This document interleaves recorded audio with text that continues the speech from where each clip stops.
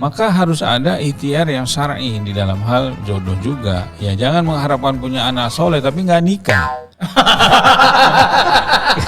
Gimana ceritanya? Ada. Emangnya Siti Maria? Tanya dong. Semoga ada jawabnya. Lebih kencang dong. Assalamualaikum warahmatullahi wabarakatuh. Ahoy. Ya, berjumpa kembali di acara Semoga Ada Jawabannya. Kalau ini semoga ada jawabnya ya, kok ada jawaban. Semoga ada jawabnya. Iya. Soalnya kan. Salam. Di episode yang ke-6.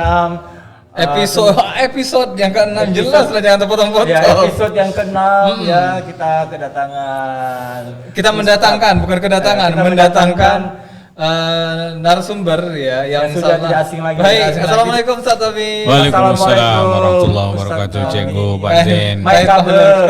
Alhamdulillah bikhair. Ke bahasa Arab lah, kayak fahal. Kayak pahal. Alhamdulillah. Insyaallah. Jumpa lagi. Ya, kembali kepada pembicaraan kita dengan Ustaz Tommy. Kami sapa juga sahabat podcaster di rumah sana, yang di luar sana yang menonton acara ini. Sekali lagi acara ini adalah acara acara manajemen Naira Studio Podcasting itu menerima pertanyaan-pertanyaan yang bisa Keluhan ya, kesan-kesan, karena akan dijawab semua ya, sudah diberikan solusinya. Iya, yang di DM, yang kemudian nanti akan kami pilih, kami sortir, akan kami soundingkan ke narasumber-narasumber yang menurut kami kompeten untuk menjawab pertanyaan-pertanyaan yang Anda sampaikan melalui email kami ya di nairastudiopodcasting@gmail.com dan atau juga di Instagram kami, DM, di ya. TikTok, di YouTube, juga di Spotify. Ya, Naira Podcasting. iya benar. Jadi kalau dilacak Naira Studio Podcasting itu ya dengan berbagai macam akunnya, tapi mirip-mirip lah ya, nggak jauh-jauh beda ya. Dan hari ini kami sudah mengundang Ustaz Tommy Abdullah dari Medan juga ya. Karena kemarin ada yang dari Bogor ya, tiba-tiba mendadak datang langsung. Ini semua pertanyaan ini berasal dari mana saja? Iya, dari mana saja, dari luar kota, Sabang sama Merauke. Maroko pun boleh ya. Negeri jiran Malaysia juga boleh ya. Boleh. Kalau siap untuk menjawab pertanyaannya. Dan pertanyaan ini Ustaz kami bacakan dan boleh juga ditanggapi. Kadang-kadang pertanyaan ini menguras waktu hampir 30 menit sampai 45 menit Ustaz. Ya mudah-mudahan ada jawabnya ya. Kalau nggak ada jawabnya, lambaikan serban Ustaz yang putih ke kamera. Karena memang sengaja diundangkan untuk iya, insyaallah bisa menjawabnya. Ini tentang apa di tema hari ini? Nah, pertanyaan pada sore hari ini yang ada masuk tuh ada dua sebenarnya. Temanya tentang apa ini? Temanya tentang tahun baru sih. Oh, resolusi. Resolusi ya. Iya, jadi langsung saja kita masuk kepada pertanyaan pertama dari curhatan seorang sahabat kami ya, sebut saja namanya F ya, dari Medan ya. F ini siapa lah, kita masih bertanya-tanya ya. Vivi. Ya, kita coba bacakan dulu. Bismillahirrahmanirrahim. Assalamualaikum warahmatullahi wabarakatuh. Waalaikumsalam. Waalaikumsalam warahmatullahi Iya, wabarakatuh. Ustadz gitu ya, saya F dari Medan. Setiap kali tahun baru datang saya selalu merasa hidup saya berantakan. Saat scroll media sosial saya lihat teman-teman sudah jauh melangkah. Ada yang karirnya melesat gitu ya, sudah punya bisnis besar, beli rumah, bahkan sudah ada yang naik haji di usia muda. Dan nggak ditambahnya ya beristri dua gitu ya, kan sekalian ya. Syukur gak ada yang sudah menikah. Iya, itu tadi pernikahan maksudnya topiknya. Di sisi lain saya merasa jalan di tempat, masih struggle sama pekerjaan, tabungan pas-pasan, dan ibadah juga sering bolong-bolong. Setiap tahun saya bikin resolusi, tapi cuma bertahan sebulan. Saya pernah berjanji tahun lalu untuk memperbaiki sholat saya, tapi malah sibuk mengejar target duniawi dan akhirnya semua kacau. Kadang saya overthinking dan merasa tertinggal jauh. Tapi di saat yang sama bingung harus mulai dari yang mana. Apalagi saya sering dengar kalau kita sebagai muslim harusnya punya visi misi hidup yang lebih besar. Bukan cuma soal materi atau pencapaian duniawi. Tapi jujur itu malah bikin saya makin pusing. Karena saya nggak ngerti prioritas apa yang sebenarnya Allah inginkan dari saya. Masya Allah. Nah, menurut pandangan Islam bagaimana sih cara seorang muslim menyambut tahun baru tanpa terjebak rasa insecure, tetap bersyukur tapi juga punya tujuan hidup yang jelas dan realistis. Saya ingin tahun ini jadi lebih baik. Tapi tahun takut depan gagal. Ya, Tahun depan nih, salah tulis ini ya. Saya ingin tahun depan jadi lebih baik. Untuk kamu dari TGD kan. Mohon pencerahannya Ustadz. Silakan Ustadz. Ini pertanyaan dari saudara kita dengan inisial F. ya. Anggap saja dari dia Medan. laki-laki lah atau perempuan. Ya, Bingung. anggap aja dia laki-laki. Atau perempuan. Ya, boleh dibuka dulu Ustaz, silakan. Bismillahirrahmanirrahim. Assalamualaikum warahmatullahi wabarakatuh. Waalaikumsalam warahmatullahi wabarakatuh. Alhamdulillah wa syukrillah salatu wassalamu ala rasulillah wa la hawla wa la quwwata illa billahil aliyil azim. Rabbi israh li sadri wa yassir li amri wahlul 'uqdatam min lisani yafqahu qawli. Para sahabat Aira Podcasting dimanapun Anda berada, ya Pak Zen, Cikgu, dan semua tim yang telah sibuk di belakang sana. Sama-sama kita bersyukur kepada Allah Subhanahu wa taala dari Jumat berkah di penghujung hari ini sebagai salah satu waktu yang terkategori ijabah ketika kita berdoa. Ya, kita berdoa kepada Allah kiranya Allah Subhanahu wa taala senantiasa memberi kita hidayah istiqomah di atas iman dan Islam, dimudahkan urusan-urusan kita. Yang sakit kita doakan diberi oleh Allah kesembuhan. Amin ya rabbal alamin. Yang sibuk diberi oleh Allah kelapangan. Amin Yang Allahumma amin. banyak masalah diberi oleh Allah solusinya. Yang belum dapat jodoh kita doakan mudah Amin ya jodoh. rabbal alamin. Kalau nggak dapat jodoh kita ruqyah aja Ustaz ya. Kayaknya Yang langsung masih mati loh di sini. banyak utang kita doakan semoga Allah lunasi utang. Amin. Amin ya rabbal alamin. Ini doa ijabah ini Jumat berkah. Insyaallah, insyaallah. Insyaallah, ya. Alhamdulillah Pak Zen, Cikgu dan semua sahabat yang monitor pada acara kita kesempatan kali ini. Apa yang disampaikan oleh Pak Zen tadi adalah bagian daripada pertanyaan diri kita masing-masing, ya. Bukan pertanyaan saya nih Ustaz. Iya. Sebenarnya Artinya pada umumnya ketika kita bermuhasabah, ya, dalam bahasa itu muhasabah, hasabah yuhasibu hisaban, artinya menghisap, menakar, menghitung, mengevaluasi lah dalam bahasa manajemen itu mengevaluasi kinerja pekerjaan, mengevaluasi progres bisnis, mengevaluasi diri, sejauh mana kita itu telah mencapai target-target tadi, istilahnya resolusi tahun lalu yang sudah dicanangkan, sejauh mana presentasi keberhasilannya, kegagalannya, apa-apa saja penghalangnya, apa saja yang menyebabkan kita itu gagal, dan bagaimana sejatinya solusinya. Itu adalah bahagian dari upaya kita untuk mendapati hari ini lebih baik dari hari kemarin. Ya, tahun ini harus lebih baik dari tahun kemarin, tahun esok harus lebih baik daripada tahun ini. Itu adalah prinsip hidup dalam diri seorang mukmin. Hanya saja itu kan dalam sifatnya general. Nah, jadi kalau tadi pertanyaannya di sini, sebagai seorang muslim harus punya visi hidup yang lebih besar. Ya, visi hidup seorang mukmin itu apa? Ini kan secara umum sudah kita pahami. Dalam surah Az-Zariyat ayat 50 Allah berfirman, A'udzubillahi minasyaitonirrajim wa ma khalaqtul jinna wal insa illa liya'budun. Tidak kuciptakan jin dan manusia kecuali hanyalah untuk beribadah kepadaku. Jadi visi misi hidup seorang mukmin itu adalah untuk ibadah dengan makna ibadah yang luas, bukan hanya ibadah secara mahdho, ya berduduk berdiam di masjid, sholat, zikir, baca Quran. Tapi yang dimaknai dengan ibadah adalah segala ucapan, perbuatan yang zahir maupun yang batin yang dicintai dan diridhai oleh Allah Subhanahu wa taala. Nah, kemudian tadi saudari kita ini menanyakan bagaimana sebenarnya sikap kita sebagai seorang mukmin, seorang mukminah berada di penghujung tahun masih seperti ini. Nah, kalau begitu pertanyaannya, maka kita harus menyikapinya yang pertama mengevaluasi sebab apa kegagalan itu, ya, sebab apa kegagalan itu. Maka di dalam perencanaan manajemen kan ada planning, organizing, ada controlling. Ya, planning kita itu terrealisir tidak, berarti di sana ada organizingnya, pelaksanaannya, implementasinya yang kurang.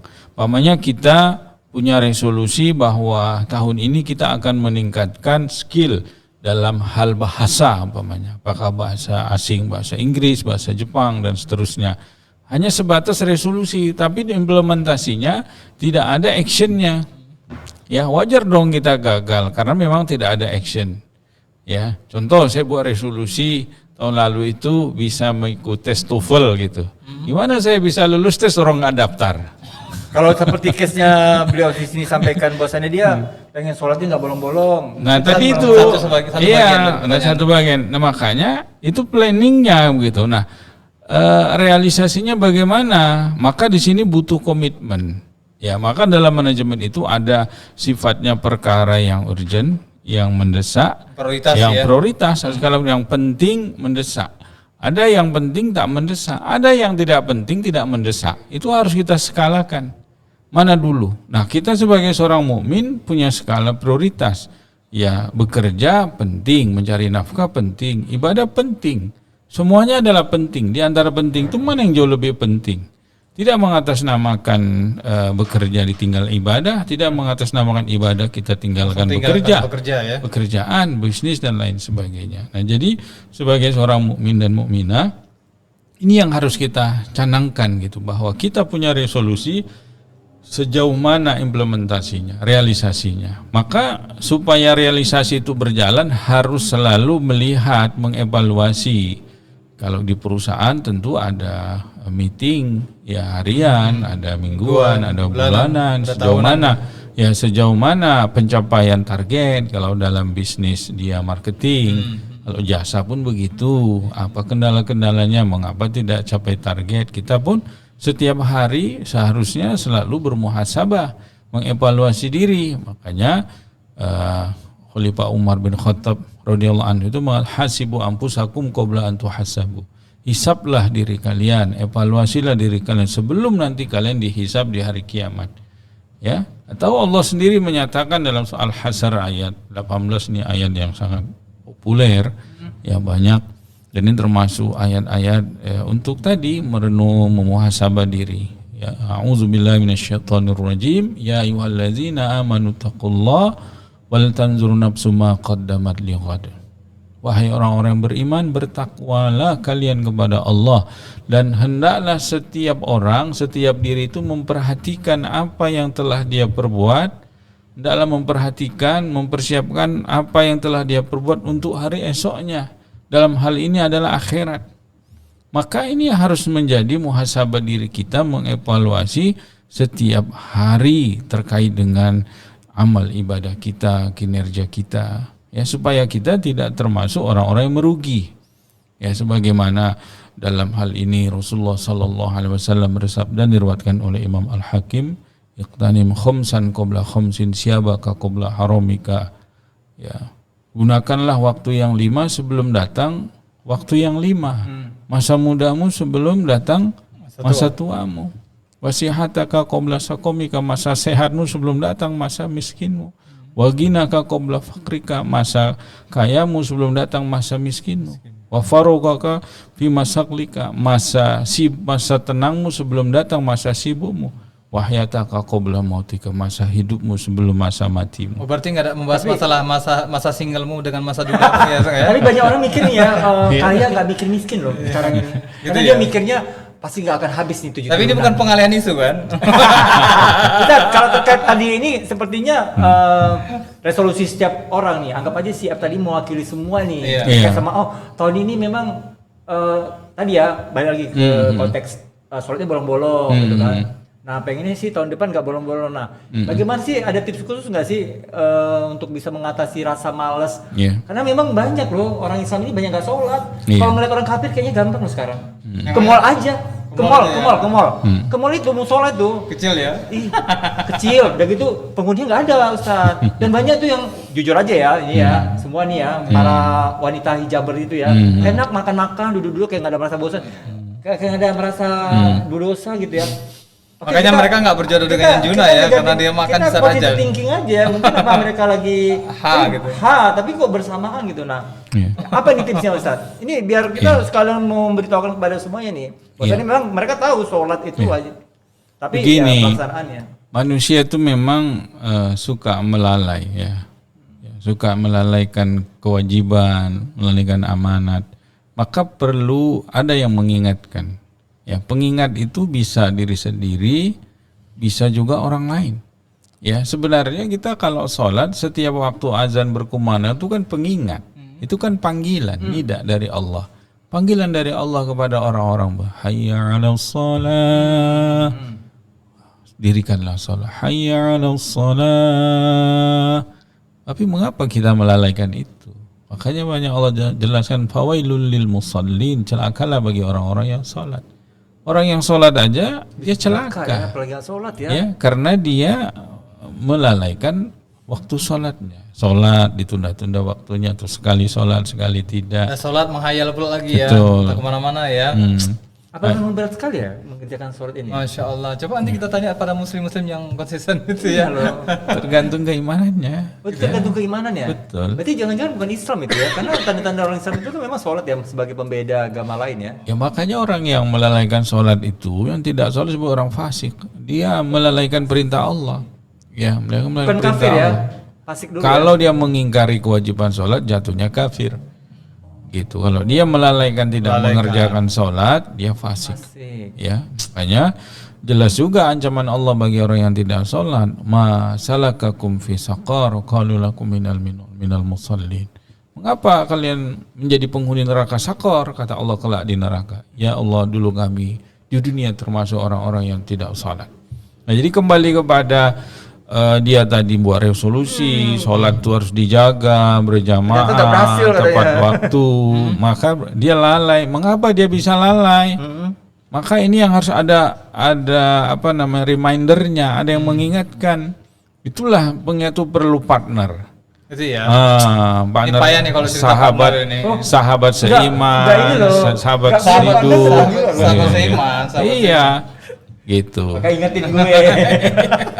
Ya, jadi tapi jangan mengatasnamakan nggak ada yang mengingatkan kita nggak sholat, itu Betul. salah. Salah juga. Salah besar. Ah. Single ya insyaallah ya insyaallah. Ustaz, kalau kita coba kembangkan Karena lagi lalai pertanyaan tadi ya, ini Pak. ya.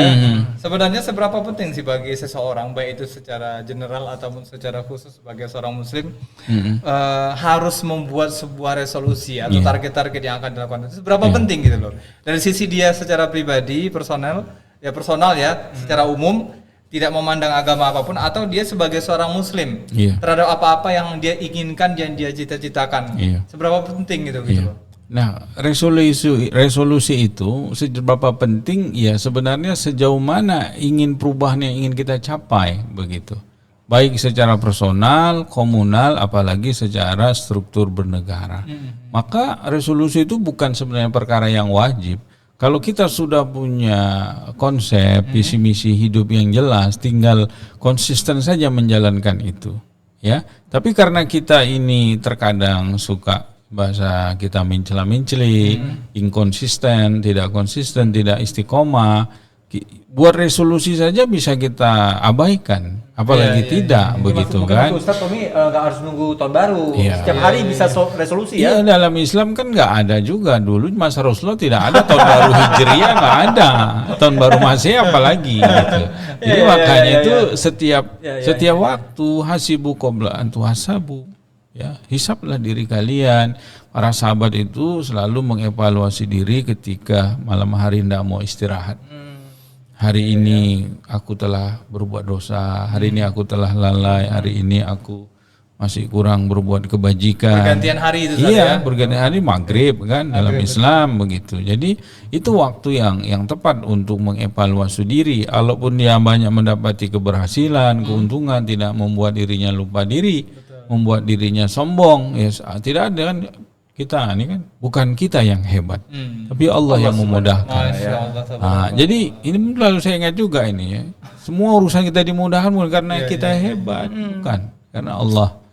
Ya, jadi itu pentingnya kita muhasabah itu, selalu mengevaluasi diri supaya yang gagal bisa memperbaiki, yang berhasil juga tidak jumawa, tidak sombong, tidak takabur, ya. Dia harus banyak lagi membenahi berbuat kebaikan di hari-hari esoknya. Di balik suami yang hebat ada istri yang hebat. Tapi di balik istri yang hebat Allah Subhanahu wa taala yang paling hebat ya. Jadi intinya memang sahabat podcaster di luar sana, bahwa resolusi itu sebetulnya sebuah hal yang sangat dibutuhkan ya bagi seorang muslim. Terlebih-lebih sebetulnya nggak harus menunggu akhir tahun kan. Itu temanya tentang resolusi tahun baru berarti ya. Harus ada revisinya ya. Iya, enggak, ini memang karena temanya berdekatan dengan tahun baru kan orang selalu resolusi. Iya, selalu memandangkan istilahnya. Kenapa nggak gini ya? Resolusi. Apa muhasabahmu di tahun baru gitu ya? Ya, itu dia. Kita harus ubah nih ya. Dan Apa muhasabah? menjadi pertanyaan juga nanti mungkin di sesi berikutnya kan terkait dengan tahun baru apa sih yang bisa memaknai esensi sebuah resolusi yang sebenarnya gitu loh.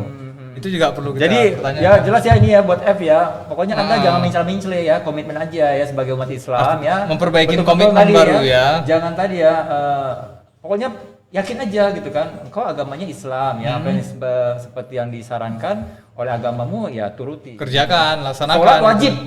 Nggak bisa Iya. enggak, kalau nggak api neraka. Nggak mesti harus resolusi tahunan juga ya untuk Iya. perkara sholat tadi ya. Cukup dari waktu Udah ke tahu waktu lu aja. Islam memang wajib sholat kecuali lu mau dibilang lu bukan Islam. Kok lu gitu sih? Kamu mau Jakarta banget pada hari ini. Oh, iya, ya. Terus ya. Saya Ustaz, ikut aja teman-teman. terkait dengan visi misi hidup tadi yang pandangannya tuh duniawi dan ya akhirat lah katakan seperti ini. Sebenarnya gimana nih merumuskan kepada app ini supaya clear pandangan dia Iya. bahwa sebenarnya kita nggak bisa misahin perkara itu gitu loh. Betul. Supaya dia juga kesannya kayak nggak hambar gitu kan Iya. jalani hidup. Jadi seperti saya sampaikan di awal bahwa visi misi hidup seorang mukmin dan mukminah itu adalah untuk beribadah kepada Allah. Bukan berarti dengan makna ibadah hanya berada di masjid saja, berzikir, baca Quran, puasa saja, tapi beraktivitas sehari-hari untuk meraih ridha Allah dengan cara yang benar itu adalah ibadah. Masya Begitu. Maka harus kita pisahkan seolah-olah nih kalau dia sudah beribadah dia pasti sukses. Padahal tidak ada hubungan secara langsung antara aku udah sholat dengan nggak sholat. Oh, aku sholat kok rezekinya banyak kok seret nggak rezekinya berhasil, gitu. Aku gitu rajin tahajud, rajin katanya duha itu membawa rezeki begitu. nggak bertambah-tambah. Nah, dia Kok masih single-single Ah, aja ya. Padahal dia- pakai acara nangis darah juga ya. dia pelaku maksiat, sholatnya enggak gitu kan. Kok bisa dia lebih kok beruntung? lancar-lancar aja. Neneknya Pak Jiru Tunggar gitu ya. Betul. Kok aku gini-gini Kayaknya aja bener ya. gitu. Oh, nggak boleh ya. Ya, Seperti itu ini ya. nggak ada hubungannya begitu. Walaupun kita pahami bahwa ketika kita lebih memprioritaskan akhirat kita, maka Allah akan memudahkan urusan-urusan dunia kita. Ya, jadi harus dipisahkan itu. Ibadah itu suatu kewajiban, bahwa meyakini rezeki itu dari Allah adalah suatu keyakinan. Proses keimanan Iya, ya. proses keimanan, hanya saja bagaimana tata cara untuk menjemput rezeki itu itulah perlu dengan aktivitas, apakah dengan bisnis, dengan jasa, perdagangan, perniagaan dan lain sebagainya. Maka di dalam hal ini kan ada sebuah ungkapan ya, hidup ini bukan perbandingan, tapi adalah perjalanan. Masya Maka jangan kau bandingkan hidupmu dengan orang lain, karena engkau hidup berbeda dalam takdir yang berbeda. Masya Ya, Allah. jadi rezeki Quotes kita ya, quotes ini hari ini ya. berbeda-beda, Ya, berbeda-beda. ya. Cikgu dengan Pak Zain dengan saya, ya berbeda proses hidup, berbeda perjalanan hidup, berbeda takdir. Pokoknya di mana ada lingkungan merasa itu lingkungan toksik dan Toksik, teman-teman toksik, menyingkirlah. Dan yakin rezekimu akan ada terus selama engkau berusaha ya. gitu, Iya, ya. Masya jadi Allah. begitu. Kalau tadi dikatakan teman-temannya udah ada yang naik haji, Iya, ada yang umrah ini berkali-kali, berkali-kali. Masya Tapi Allah. jangan menilai dunia itu dari orang yang di atas kita, ya. Masya Lihatlah yang di atas kita itu supaya menimbulkan rasa syukur dalam hal perkara akhirat dan ilmu. Masya Ya, tapi dalam urusan akhirat, urusan dunia lihatlah ke bawah. Cikgu naik sepeda motor, banyak orang yang jalan kaki. Iya, betul. Ya, banyak yang naik sepeda. Kak Jen udah naik mobil, jangan lihat Pajero. Lihatlah yang di bawah. Kalau saya secara pribadi memang nggak pernah melihat gitu teman-teman itu udah pada menikah ya. Ada yang 2 kali lagi, ada yang 3 kali nggak pernah juga sih Ustaz ya. Alhamdulillah nggak ada rasa iri hati itu ya. Jadi dibilang teman, rezeki mulai itu. dibilang tadi supaya kita ini supaya bersyukur begitu kan, tetap bersyukur ya tadi lihat aja dalam urusan dunia ke bawah. Masya Anda punya pekerjaan, alhamdulillah banyak yang nganggur gitu kan. Anda punya income tapi hanya pas-pasan, pas mau beli mobil pas ada. Alhamdulillah. Pas mau nikah pas ada kan gitu kan. Nah, lagian negara itu nggak Pas mau ke nikah-nikah. Kuala Lumpur ada duitnya. Gitu. Jadi tak Saya bersyukur hidup gitu. Kuala Lumpur namanya. Baik, Ustaz. Sebelum jauh kita ke negeri seberang ya, Iya. saya ingin tanyakan satu poin terakhir lagi ya terkait dengan sesi ini. Nah, terkait dengan jodoh, Ustaz, resolusi dia. Ini kita ngelihat bahwa ada orang yang punya catatan, punya target misalnya tahun ini atau tahun depan tuh harus sudah menikah gitu kan.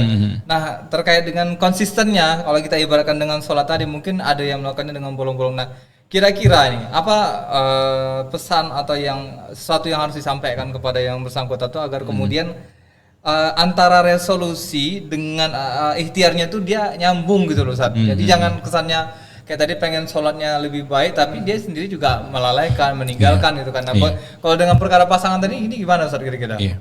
Ya sama, resolusi itu kan hanya program ya, pencanangan. Tapi sejauh mana realisasinya harus ada proses ikhtiarnya. Nah, orang yang berikhtiar saja belum tentu berhasil, apalagi yang tidak berikhtiar. Kan begitu konsepnya. Maka harus ada ikhtiar yang syar'i di dalam hal jodoh juga. Ya jangan mengharapkan punya anak soleh tapi nggak nikah. Gimana ceritanya? Ada. Emangnya Siti Maryam gitu. Kan mengadopsi anak.